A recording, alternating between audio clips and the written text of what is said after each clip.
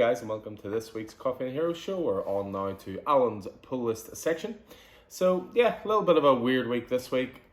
Isn't every week. So our delivery didn't arrive until Wednesday. Obviously with the 12th fortnight and postal delays and different bits and pieces.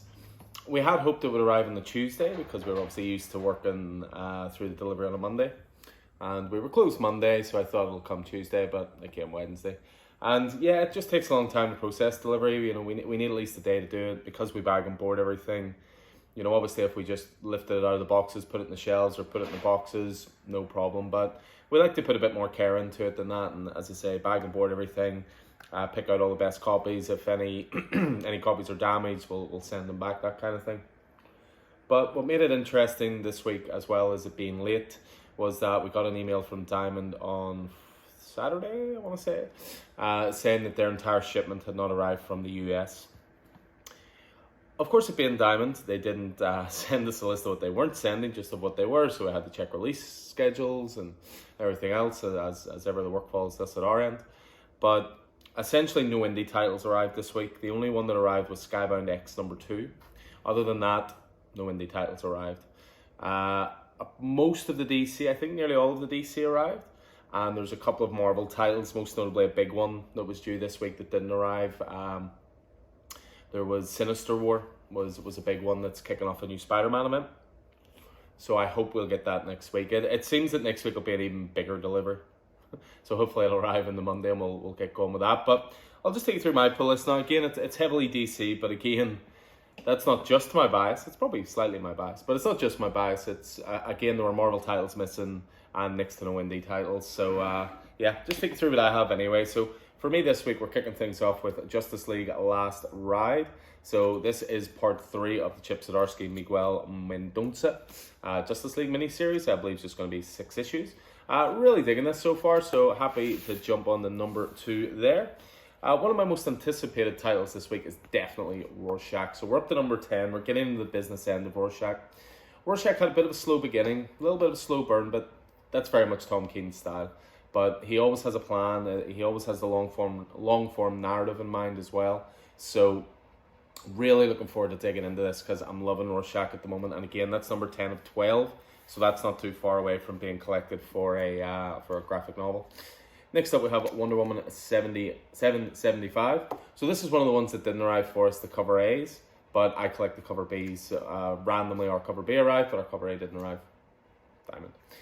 So yeah, I've been digging Wonder Woman. It's been a fun diversion of a title, something very different to all the Batman titles and so forth. So yeah, enjoying that. That's Wonder Woman 775. A little bit of Marvel for you. This is definitely one of the big ones this week that did arrive. This is Aliens Aftermath. This is a one-shot. This is written by Benjamin Percy, art by Dave Watcher. And this is essentially a follow-up directly to Aliens, hence Aliens Aftermath.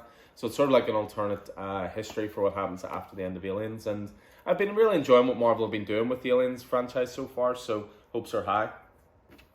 We have our last issue as well this week of Carnage, Black, White, and Blood. It's the anthology series from Marvel. So really good creator list on this one. You've got Rand Stegman, you got Declan Shelby, you got Ed Brisson, you got Joe Bennett, you got Stephen Mooney, etc., etc., etc. So some really good creators working on that. And it's been a bit of an up and down title, if I'm completely honest. I thought the first issue was not very good at all, but the second issue was exceptional. Why they didn't do that the other way around to hook people from number 1's beyond me, but there you go. Next up from Jim Zub, we have Conan. Love Conan. Up to issue 23 now, Corey Smith on art. Been really enjoying Conan ever since Keith introduced me to it, and I'm continuing to stick with it. So really good title, Conan there. We've got Extreme Carnage, which is Extreme Carnage Alpha, and I've also got Extreme Carnage Scream. Now the reason both of these are here this week is we sold out of Extreme Carnage Alpha last week. A lot of people seem to come to it late. We maybe had 7, 8 pre-orders even. Now compare that to King in Black, where we had maybe 45 people on King in Black. But with Extreme Carnage Alpha, just people came to it late. Good word seems to be spreading about it. It's going to be a series of one-shots. And this is the kickoff issue. So we got top-ups of it this week in case you missed it. And then that's part 1. And then part 2 is a one-shot, which is Extreme Carnage Scream. So that's a release this week. That was last week. But I'm just getting my copy this week again just because we sold out. And, I love you guys. I'll always sort the customer out first. Nice to see the welcome return this week of Thor. So this is Donny Cates' Thor. This is a new storyline called Revelations. So looking forward to this. Looks like we're going to get a bit of Captain America action in here as well. Love Donny Cates' Thor run. Again, it took a long break there after the last story arc, which was Prey. So looking forward to that. We got restocks in this week as well of Nice House on the Lake. Now, this is the second print. It's already been announced for a third print. So this gives you an idea of what this title's like. Do not sleep on this title. Cannot say it enough. I told everybody with Something Is Killing the Children. No one listened. I said with Stray Dogs, do not sleep on this. This is going to go to 4th, 5th, 6th print, I reckon. Tynion is just an absolute machine at the moment at pumping out great content. Because first and foremost, get it because it's a great read. It is a brilliant title. Issue 2 came out last week and it's just as good as issue 1. But jump on it now because it's going to get to the point 3 months down the line. I can already see it. People are going to be asking for number ones. People are going to be looking for it, saying they didn't know about it or whatever else. I cannot say it plainly enough. Do not miss out on this title. It's going to be 10 issues in total. Absolutely fantastic. And the art from Alvaro Martinez Bueno is, bueno as well. So we got plenty of second prints in this week, guys, and we've got issue 2s there as well. Do not sleep on it. Next up we have Batman the Detective. So this is the Tom Taylor, Andy Kubert 6-issue miniseries, which is so far mostly taking Batman to London. So enjoying that thus far. Another Batman title for you this week, Batman Urban Legends. So we're up to issue 5 of this. So we're continuing on with the Chip Zdarsky Red Hood story in here, the Matthew Rosenberg Grifter story as well. And then there'll be a couple of other anthology, probably one-shots or two-shot stories in there as well. Challenge of the Super Sons has been a really fun series so far. This was a digital first series, so a lot of this is already available. But it's being released in print format, so we're up to issue 4 of 7. So love me some Damian Jonathan antics. What else have we got? We got Detective Comics, so we're up to 1039 of Detective. So Mariko Tamaki, it's Victor Bogdanovich still on the art. They obviously gave Dan Moore a little bit of a break for a couple of issues, but from what I understand, he will be back. This is Lieber Mayo's variant, because again, I collect the variants. I don't collect the cover A, so I'm not that bad. I don't collect A and B of that one. We have another annual up, which is the Flash Annual 2021. I'm told that this is fantastic, and this really digs into Wally West and all the stuff that has happened to Wally in the last couple of years in the DC universe. So I'm really looking forward to that because I love me some Wally West. Couple just to finish off with, we have Future State Gotham, so we're up to issue 3 of this. So this is the Joshua Williamson scripted Future State title with Jason Todd essentially as a mask hunter, or is he a mask hunter?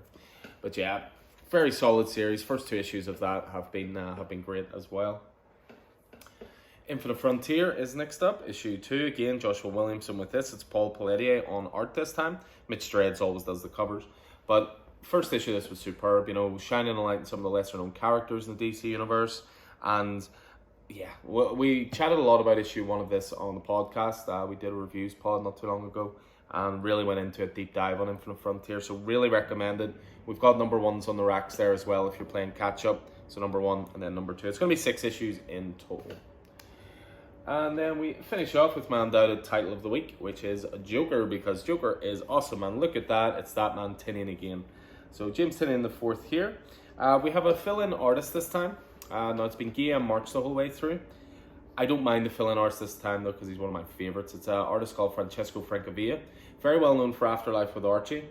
Mostly well known for his covers, but also if you've ever read The Black Mirror, which is written by Scott Snyder and art by Jock, check out the review, the creator interview podcast recently I did with Jock. What a guy. But in Black Mirror there was 2 concurrent stories. You had the Dick Grayson Batman stuff, which was done by Jock, but then you had the Commissioner Gordon investigation story, Skeleton Key I think it was called, and that was the art on that one was Francesco Francavilla. So brilliant artist. So I don't mind a little bit of a change in art, and with it being a Gordon focused title as well, it'll bring back some good memories of that Black Mirror run. So that is us for this week. That is my pull list. Again, no indie. I am reading Skybound X, but again, I ran out of copies. I have a couple on the shelf there, because I always want to make sure the copies are on the racks for everyone. I come last because I've more than enough to read. But I'll always make sure I get my own title. So I have a number 2 order for next week. So anyway, I hope this proves useful for you guys. Just a hint of some of the titles out this week. Anything appealed to you, just drop us a message and we'll get you sorted. So hope you guys are staying safe out there. Take it easy. P.S. Do not sleep on Nice House on the Lake.